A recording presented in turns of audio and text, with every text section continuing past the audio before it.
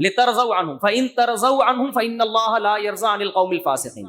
اے نبی جب آپ غزوہ تبوک سے واپس پہنچیں گے تو یہ جھوٹی قسمیں اٹھائیں گے تاکہ آپ ان سے راضی ہو جائیں, خوش ہو جائیں. اگر آپ خوش ہو بھی گئے اللہ پھر بھی خوش بولو نہیں ہوگا.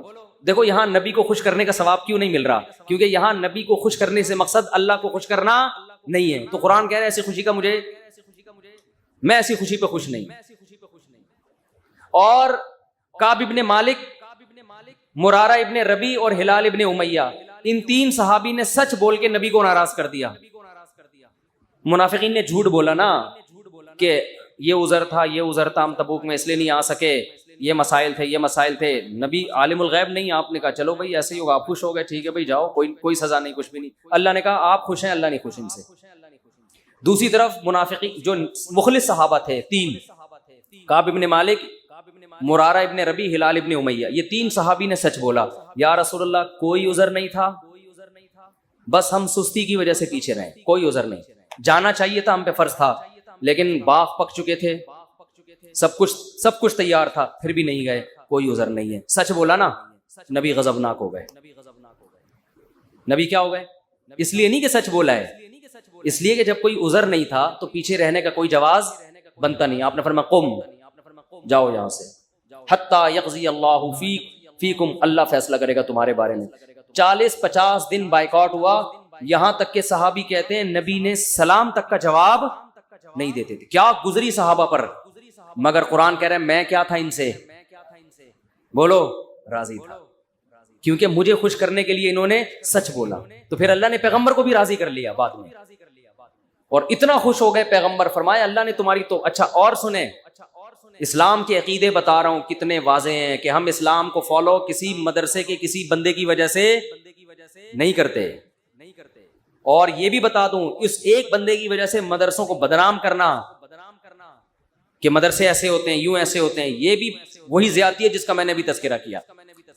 جب حضرت کعب ابن مالک کی توبہ قبول ہوئی تو ان کو خوشخبری پہنچی, وہ نبی کے پاس آئے. آپ صلی اللہ علیہ وسلم کا چہرہ حدیث میں آتا ہے استنار وجہہ کأن وجہہ قطعۃ قمر, ایسے چمک رہا تھا جیسے 14ویں کا چاند. آپ نے کیا فرمایا, ابشر بخیر یوم مر علیک منذ ولدتک امک, اے کعب اس دن کی خوشخبری قبول کرو کہ جس دن سے تمہاری ماں نے تمہیں جنا ہے, آج تک ایسا خوشی کا دن تمہاری زندگی میں نہیں آیا, اس دن کی مبارکباد ہو تمہیں. حضرت کعب مالک نے کیا کہا, امن کا ام من عند اللہ, یہ خوشخبری آپ کی طرف سے یا اللہ کی طرف سے؟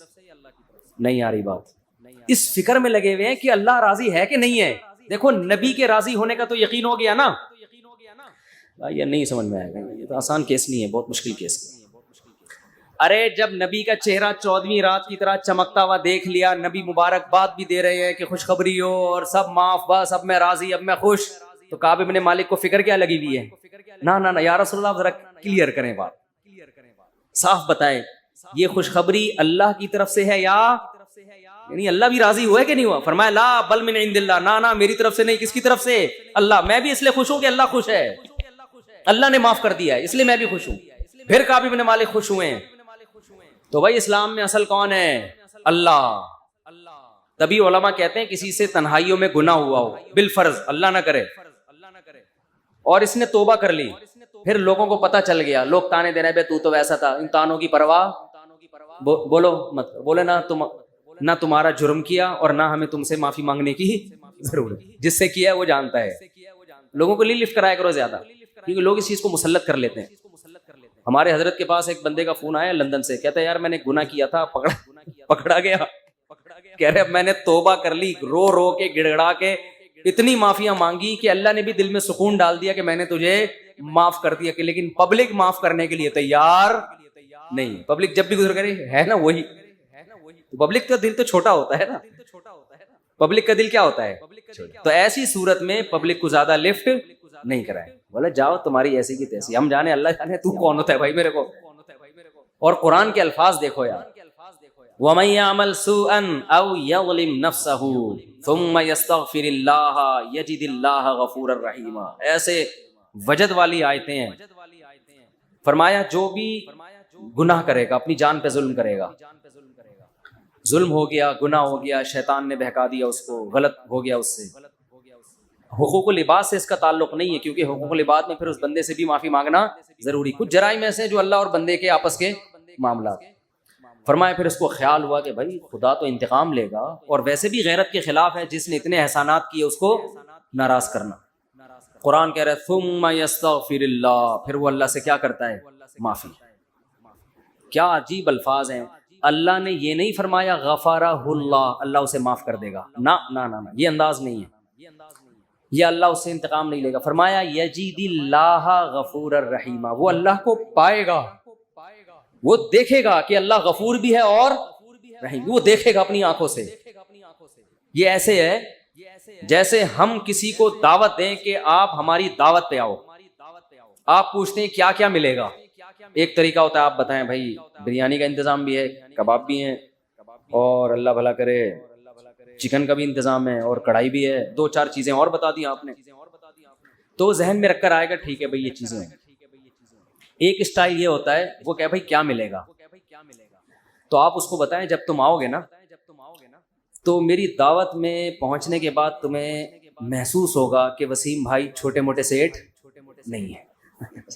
وسیم بھائی نے دعوت، یہ جی تم پالو گے، یہ چیز محسوس کرو گے کہ وسیم بھائی طبیعت کے تنگ، ایسا دسترخوان ہوگا، چھوڑو بریانی کباب، وہ غریبوں والی باتیں ہیں.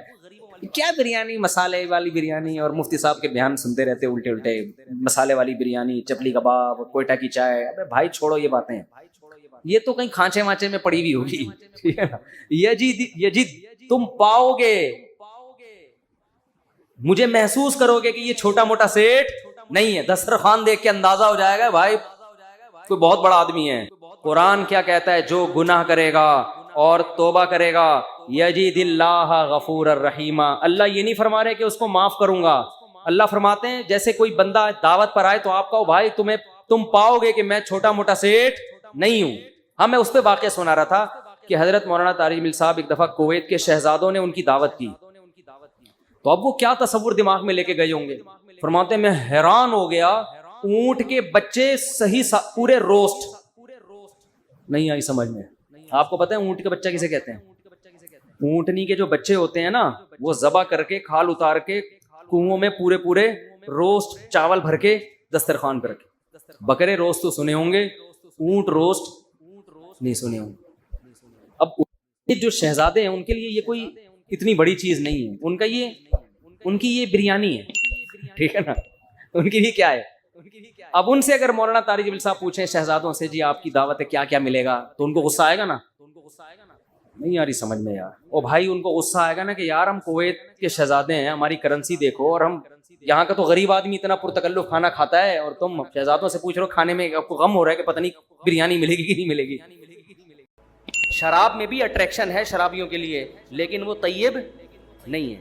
تبھی جن کی جو نیچر پر ہے نا ان کو شراب سے اسمیل آتی ہے، بدبو آتی ہے، وہ کہتے ہیں ہٹاؤ یہاں سے، جو گندے ہو جاتے ہیں وہ پی لیتے ہیں.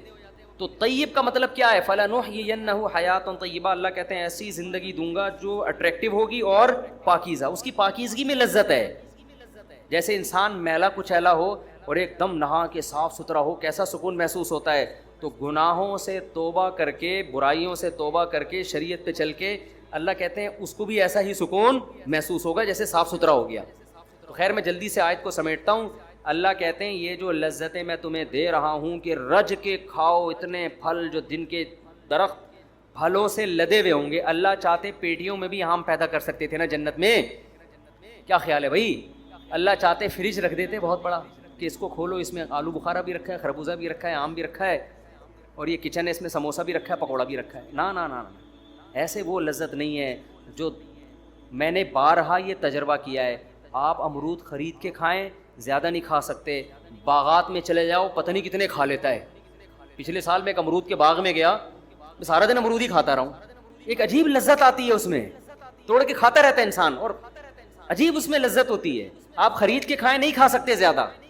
تو درخت میں جو پھل لٹکا ہوا ہوتا ہے نا، سیب کے باغات میں ہم 8-10 سال پہلے گئے، وہاں ہم اور بھی دوست تھے. اگر میں اکیلا ہوتا تو میں سمجھتا شاید میں کوئی پیٹوں، اور بھی ہمارے ساتھ دوست تھے، سارے سیب اتنے کھائے ہم نے، اتنے کھائے. یہ ایک الگ لذت ہے باغات میں جو پھل لدے ہوئے ہوتے ہیں, اس میں ایک الگ اٹریکشن ہوتی ہے. تو اللہ کہتے ہیں تم نے جو ماضی میں اعمال کیے ہیں نا وہ اتنے اچھے کیے ہیں, ان اچھوں کی وجہ سے اب تم یہاں کیا کرو, عیاشی. کیا وہ اچھے اعمال ہیں بھائی جو جس کی وجہ سے اللہ اتنا خوش ہو جاتا ہے؟ وہ کیا اچھے اعمال ہیں؟ تو وہ اچھے اعمال میں بیسک کیا ہے؟ برائیوں سے بچنا, اسی کو اچھا عمل کہا ہے. سمجھتے ہو کہ نہیں سمجھتے؟ فحش فلمیں دیکھنا چھوڑ دے انسان, یہ برائی ہے. بد نظری کرنا چھوڑ دے, زنا کرنا چھوڑ دے, شراب پینا بولو چھوڑ, داڑھی کٹانا چھوڑ دے, نماز قضا کرنا چھوڑ دے, ماں باپ کے ساتھ بدتمیزی چھوڑ دے, رشتہ داری توڑنا. جتنے بھی گناہ ہیں, یہ میں اپنی طرف سے نہیں کہہ رہا, قرآن کہہ رہا ہے ان تجتنبوا کبائر ما تنہون عنہ, جن گناہوں سے تمہیں روکا جا رہا ہے ان میں بڑے بڑے گناہوں سے اگر تم بچ گئے, نکفر عنکم سیئاتکم, چھوٹے چھوٹے کیا کر دوں گا, معاف. واہ بھائی واہ, سمجھ میں آ رہی ہے بات؟ یعنی اللہ خود اس کو برائی بھی کہہ رہا ہے لیکن کہہ رہا ہے اگر چھوٹی ہے تو کوئی بات نہیں. یہی بات بھائی, گورنمنٹ جب قانون بناتی ہے تو گورنمنٹ یہ آپشن دیتی ہے کہ یار یہ لا ہے لیکن اگر یہ اس لا کی کوئی توڑ بھی دے تو کوئی مسئلہ نہیں ہے, یہ والا لا توڑے گی تو مسئلہ. گورنمنٹ سے پوچھیں گے بھائی کوئی بھی لا توڑو گے سزا ملے گی, چاہے چھوٹا لا بنائے اس لیے جاتے ہیں کہ اس کو فالو کیا جائے. اللہ کی رحمت دیکھو, اللہ کہہ رہے ہیں چھوٹے گناہ میں بھی ہونی تو سزا چاہیے تھی لیکن تم بڑے چھوڑ دو گے تو میری رحمت بھی تو ہے نا, تو چھوٹے موٹے کیا کروں گا, چھوٹے موٹے معاف کا مطلب بغیر توبہ کے, کیونکہ توبہ کے ساتھ تو بڑے بھی معاف ہو جاتے ہیں. تو بڑے گناہ کیا ہیں میرے بھائی؟ یہی تو ہیں, زنا کرنا, نماز کا قضا کرنا, داڑھی کاٹنا, شراب پینا. کبھی بد نظری ہو گئی یہ چھوٹا گناہ ہے, بد نظری کی لت پڑ گئی ہے یہ کیا ہے, یہ بڑا گناہ ہے. کیونکہ صغیرہ گناہ پر اصرار جو ہے نا بار بار, اور بد نظری ایسی چیز ہے کہ جو کبھی کرتا ہے وہی ہمیشہ کرتا ہے. یعنی آپ نے سن لیا کہ کبھی کبھار تو چھوٹا ہے تو آپ نے کہا چلو ایک دفعہ دیکھ لو, ایسا نہیں ہوتا. وہی متنبی والی بات ہے, ایک خواہش آپ نے پوری کر لی نا, تو جب آپ نظر ہٹاؤ گے وہاں سے وہ ہزاروں انڈے بچے اس خواہش نے دے دیے ہوں گے. پھر آپ کا دل کرے گا یار وہ دیکھا تھا وہاں بھی دیکھو, وہاں بھی دیکھو, پھر انٹرنیٹ پر دیکھو گے فوش چیزیں, پھر اس سے آگے بڑھو گے تو یہ خواہشات بڑھتی چلی جائیں گی. تو ایک کام تو فوراً کر لو, بس اس کے بعد میں بیان ختم کرتا ہوں. بریک ضرور لگا لو, جہاں ہو وہیں رک جاؤ. اصل تو یہ کہ کبیرہ گناہ میں انٹرنیٹ پر فحش فلمیں اور یہ جو ہینڈ پریکٹس وغیرہ کی اللہ معاف فرمائے لت پڑ گئی ہے لڑکوں کو, اور یہ جو اس طرح کی بیہودہ حرکتیں بہت زیادہ ہو گئی ہیں. نماز فجر کی تو اکثر لوگ قضا کر رہے ہوتے ہیں. ایک کام ضرور کرو کہ گناہ میں اگر ایک حد تک جا چکے ہو نا تو ایسا کرو کہ پیچھے آنا شروع ہوگے نا, اس کا پتہ ہے فائدہ کیا ہوگا, کم از کم آگے بڑھنے سے رک جاؤ گے. ایک آدمی نے مجھے کہا کہ یار مجھے فحش فلمیں دیکھنے کی عادت ہے, میں جب دیکھتا ہوں میں توبہ بھی کرتا ہوں, صدقہ بھی کرتا ہوں, روزے بھی رکھتا ہوں, سزا بھی دیتا ہوں, صحیح رو رو کے توبہ کرتا ہوں, پھر دوبارہ دیکھ لیتا ہوں, پھر توبہ کرتا ہوں, اور ایسا لگتا ہے اب کبھی نہیں ہوگا, اور اب میں ہمیشہ کے لیے بچ گیا, اور صدقہ بھی کیا, سزا بھی دی, روزہ بھی رکھا, پھر کر لیتا ہوں. میں نے اس سے کہا اس روش سے باز نہیں آنا, یعنی اس توبہ سے, یہ سوچ کے کہ مجھ سے بار بار گناہ ہو جاتا ہے تو اب میں صدقہ نہیں دوں گا, روزہ نہیں رکھوں گا, اور اب میں گناہ پہ کمپرومائز کر لوں گا, یہ کبھی نہ کرنا. سمجھ میں آ رہی ہے بات میں کیا کہنا چاہ رہا ہوں؟ بے شک بار بار گناہ ہو رہا ہے لیکن بار بار توبہ بھی تو ہو رہی ہے نا. ٹھیک ہے گناہ چھوٹ نہیں رہا, یہ غلط ہے, اصل تو یہ کہ چھوڑو اس کو. لیکن میں نے کہا اگر یہ کہہ کے توبہ یا صدقہ یا سزا دینا چھوڑ دی نا تو پھر اس سے آگے جاؤ گے.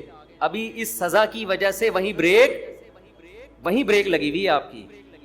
شیطان پتہ ہے کیا کہتا ہے؟ شیطان کہتا ہے تو نے 20 دفعہ توبہ کی ہے, 20 دفعہ اپنے آپ کو سزا بھی دے چکا ہے, روزہ رکھ کے یا صدقہ کر کے, جو بھی سزا انسان اپنے لیے متعین کرے, اور پھر بھی ہو رہا ہے تو چھوڑ یار, کرتا رہ یہ بیٹھ. یہ شیطان کا بڑا حربہ ہوتا ہے, کیونکہ یاد رکھو آپ نے خواہش پوری کر لی, یہ خواہش یہاں رکے گی نہیں, نا, یہ آپ کو آگے بڑھائے گی, زنا کی طرف لے کے جائے گی. یہ دماغ سے نکال دو کہ یہیں بریکیں لگیں گی. یہ جتنے بڑے بڑے دنیا میں عیاش اور کبیرہ گناہوں کے مرتکب ہیں, یہ پہلے چھوٹے گناہ کرتے ہیں پھر یہاں تک پہنچتے ہیں. اچانک بڑے ڈاکو جو ہوتا ہے نا, جو بینکوں کو لوٹ رہا ہے اور ہزار گز کے بنگلوں میں ڈاکو بنا ہوا ہے, یہ پہلے مسجدوں سے چپل چراتے ہیں. یہاں سے شروع کرتے ہیں, انڈیکیٹر لے کے نکل لیے کسی بائک کا, کسی کی جیب سے 50 روپے نکال لیے, اماں کے پرس سے 50 روپے نکال دیے, ابا کی پینٹ سے 20 روپے نکال لیے. یہاں سے ہوتے ہوتے آہستہ آہستہ کانفیڈنس پیدا ہوتے ہوتے پھر بڑے بڑے بنگلوں کو لوٹتے ہیں. یہ کوئی ایسا نہیں ہوتا بالغ ہوتے ہی ایک دم کسی بلڈنگ میں ڈاکہ مارے, ایسا نہیں ہوتا. اگر آپ نے گناہ سے توبہ نہیں کی اور اپنے اوپر جرمانہ دے کے, اور پھر میں نے کہا بھائی جب آپ کو یہ فوج فلموں کی عادت پڑ چکی ہے تو نیٹ استعمال نہ کرو میرے بھائی, آپ کمرہ بند کر کے نہ بیٹھو, ایسی جگہ کمپیوٹر نہ رکھو جہاں تنہائی ہوتی ہے. بہت ساری چیزیں ہیں اور بھی اس کے بہت نسخے ہیں, طریقے ہیں, ابھی میں اس کی ڈیٹیل میں نہیں جا رہا. تبلیغ میں وقت لگاؤ 4 مہینے کے لیے, تاکہ ایک طویل عرصے تک جب اس سے دور رہو گے تو دور رہنے کی عادت, جیسے گناہ کرتے کرتے کرنے کی عادت ہوتی ہے, دور رہتے رہتے رہنے. ایک صاحب نے مجھے بتایا میں 4 مہینے کے لیے گیا اور میری یہ عادت بالکل چھوٹ گئی تھی, واپس آیا پھر مجھ پر اتنا غلبہ ہوا میں نے پھر یہ گناہ کر لیا.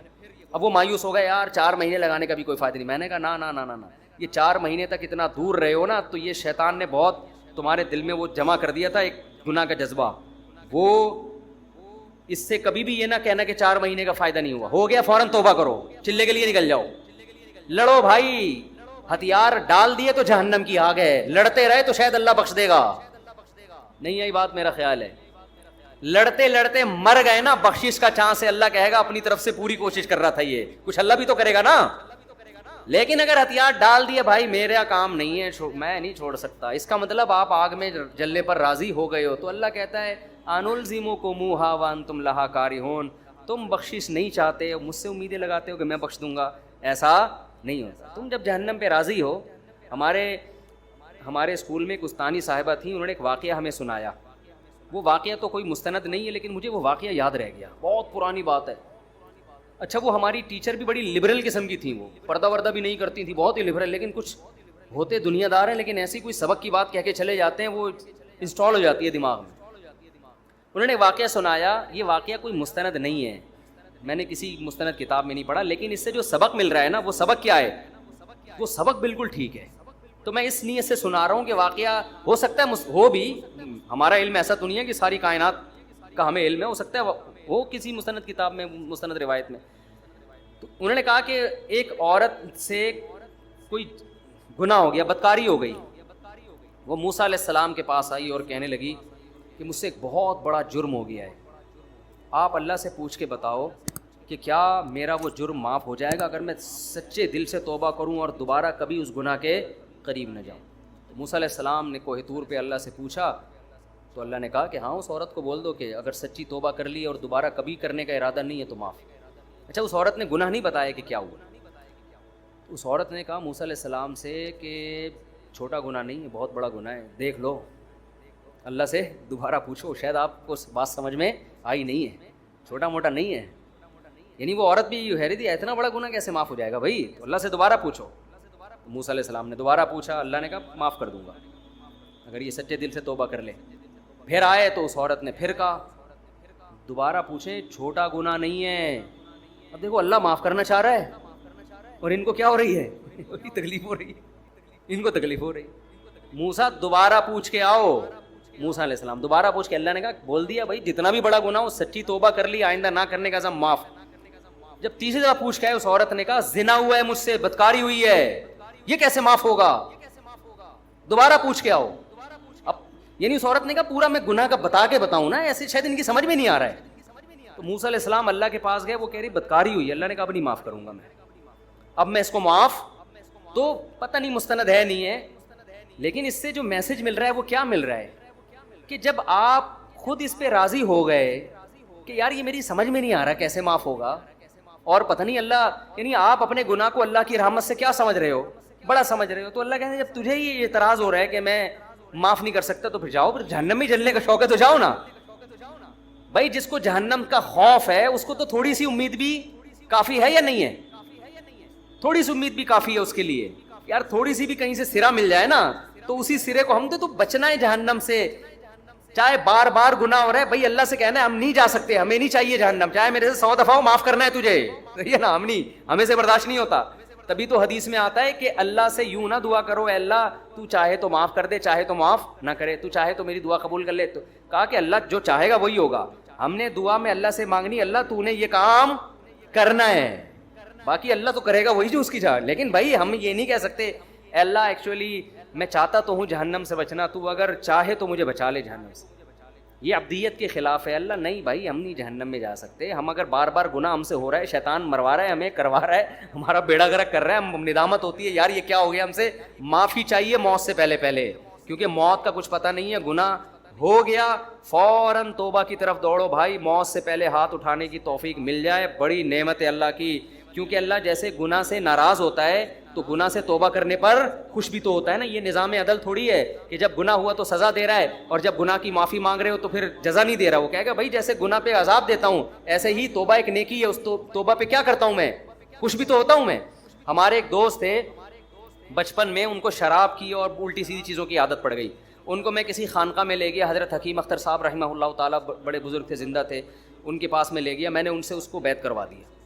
اب وہ ایک دن آیا میرے پاس، کہہ رہا ہے یار میں بیعت ہو گیا، بڑا فائدہ ہو، لیکن پھر مجھ سے گناہ ہو جاتا ہے اور بار بار توبہ کرتا ہوں. اب تو مجھے توبہ کرتے ہوئے شرم آ رہی ہے. توبہ کرتے ہوئے کیا آ رہی ہے؟ شرم آ رہی ہے کہ اللہ بھی کہے گا کل توبہ کر کے گیا تھا، رو رو کے ایسے گڑ گڑا جیسے سے زیادہ نیک دنیا میں کوئی ہے ہی نہیں. ٹھیک ہے، اگلے دن پھر بدماشی کر کے آ رہا ہے. تو وہ گٹکا بھی کھاتا تھا. گٹکا اس وقت میرا خیال ہے ایجاد نہیں ہوا تھا. سگریٹ، پان، نسوار، چرس، جو نشہ نہیں کر رہا تھا نا وہ نشہ تھا جس کے اس کے پاس پیسے نہیں ہوتے تھے. باقی ساری چیزیں کر رہا تھا وہ. اور اس کو ہدایت بھی کیسے ملی؟ توبہ کی توفیق. توبہ کی توفیق کیسے ملی؟ کسی قادیانی نے اس کو لندن کے ویزے کی لالچ دے کے قادیانی بنانے لگا تھا اس کو. اچھا ہم سے آ کے قادیانیوں کے فیور میں بات کرتا تھا. میں اسے سمجھاتا تھا بھائی مرزا غلام احمد قادیانی جھوٹا نبی ہے، ایمان کیوں بیچ رہا ہے تو ہمارا، کیونکہ دوست تھا نا، اس کو ہم سمجھا رہے یار تو شراب کباب سے اب یہاں بھی تو ایمان بیچ رہا ہے، کیا کر رہا ہے. اتنی بحث ہوتی نہیں، بات سمجھ میں آتی. ایک دن آیا میرے پاس میں، جمعرات کو نا میری چھٹی ہوتی تھی مدرسے کی، میں گھر آتا تھا تو وہ ملنے کے لیے آ گیا.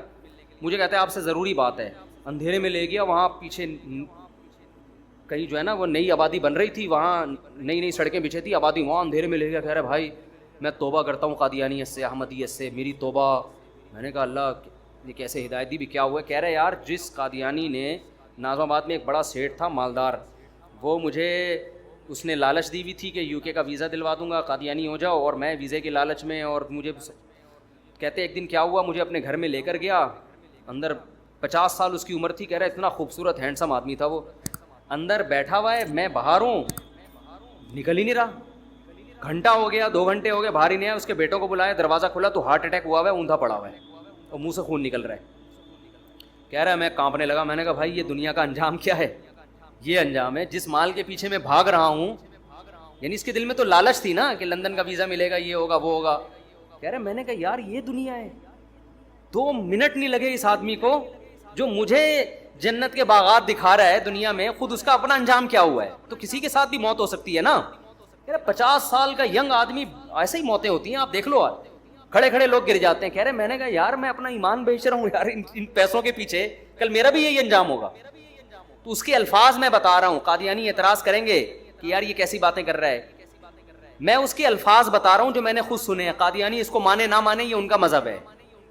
وہ کہتا ہے میں جب دفنانے کے لیے، کیونکہ دوستی تھی نا، جب ان کو دفنانے کے لیے گیا ہوں، کہہ رہے مجھے قبرستان کے نیچے اللہ کی قسم ایسا لگ رہا تھا جیسے آگ جل رہی ہے، یہ سب آگ میں، اور اس کو آگ میں پھینک رہے ہیں یہ لوگ. مجھے ایسا محسوس ہو رہا تھا. تو یہ بتاتے ہوئے بھی بڑا جذباتی ہو رہا تھا. ہم نے کہا چلو آپ کو ہماری باتیں سمجھ میں نہیں آئی، لیکن اللہ نے آپ پر رحم کیا. اب اس کو توبہ طائب کا خیال پیدا ہوا نا، جب آدمی یو ٹرن لیتا ہے تو پھر پورا نیک بننے کی کوشش. کہہ رہا ہے یار میں شراب چھوڑنا چاہتا ہوں، یہ نسوار چھوڑ، حالانکہ نسوار تو حرام نہیں ہے، لیکن میں سب چیزیں چھوڑنا چاہتا ہوں. تو میں اس کو لے گیا حضرت حکیم اختر صاحب رحمہ اللہ تعالیٰ کے پاس، کیونکہ یہ شاعرانہ مزاج تھا اس کا. تو حضرت کی بھی شعر و شاعری بہت ہوتی تھی. اب جب اس نے ان کا بیان سنا ہے تو یہ پھوٹ پھوٹ بہت اثر ہو رہا تھا دل پہ نا. تو کہہ رہے یہ تو سارا میرے بارے میں بیان ہو رہا ہے. تو کیونکہ بدنظری کا اس کو ایسا چیمپئن تھا نا، یہ کبھی کوئی انٹی کہیں سے گزرے اور یہ نہ دیکھے، یہ ایسا ہوتا نہیں تھا. جو خود بتاتا یار یہ عورت میری ایسی مجھ سے بہت کلوز تھا. کہہ رہا عورت میری کمزوری ہے بھائی، کہیں سے انٹی گزر رہی ہوں گھر تک پہنچا کے آتا تھا اس کو. اب ان کا پورا بیان بدنظری کے خلاف، یہ وہاں چیخ رہا ہے نا، لوگ بھی اس کو دیکھ رہے ہیں. خیر ہم نے بیعت کرا دیا. اب توبہ طائب کر لی اس نے. تھوڑے دن میں پھر کہتا ہے میں گھر آتا ہوں، مجھ سے پھر گناہ ہو جاتا ہے. بار بار جب ہوا نا تو مجھ سے ملا، کہنے لگا یار اب تو مجھے توبہ کرتے ہوئے کیا شرم آ رہی ہے. اللہ بھی کہے گا کل رو دھو کے گیا ہے، توبہ کی، اب دوبارہ کیا کر رہا ہے، اب دوبارہ تجھے شرم نہیں آتی، معافی مانگنے آ گیا. تو میں اس کو دوبارہ لے کر گیا. اللہ کی قدرت، حضرت حکیم اختر صاحب رحمہ اللہ تعالیٰ، میرے تو شیخ حضرت مفتی رشید احمد صاحب تھے، لیکن میں اس کی وجہ سے ان کے پاس چلا گیا. تو وہ بیان میں کہنے لگے یہ اہل اللہ ایسے ہوتے ہیں کہ بعض آپ کے دل میں جو بات ہوتی ہے نا یہ وہی زبان سے اکثر ان کی دل بیان میں نکل رہی ہو. انہوں نے کہا کہ دیکھو جب تم سے گناہ ہوتا ہے نا توبہ ٹوٹتی ہے اس وقت شرم آنی چاہیے. توبہ کرتے ہوئے شرم نہ کھاؤ, توبہ توڑتے ہوئے شرم آنی چاہیے. توڑتے ہوئے شرم آنی رہی ہوتی ہے بھائی, اور دوبارہ توبہ کرتے ہوئے آ رہی ہے. ہونا تو یہ چاہیے جب توبہ کر کے گیا ہے تو دوبارہ گناہ کرتے ہوئے شرم آئے نا کہ یار کل کتنا رو دھو کے گیا ہوں اور اللہ سے معافیاں مانگی ہیں, اس وقت شرم نہیں آ رہی. یہ شیطان کا ہے. تو انہوں نے کہا بار بار توبہ ہو جائے, توبہ کرتے ہوئے شرم مت کرو, اس لیے کہ توبہ نیکی ہے, نیکی کرتے ہوئے شرم نہیں آنی چاہیے. توبہ توڑنا گناہ ہے, گناہ کرتے ہوئے شرم آنی چاہیے. میں نے کہا لے بھیا ہو گیا نا, تیرے اشکال کا جواب مل گیا. تو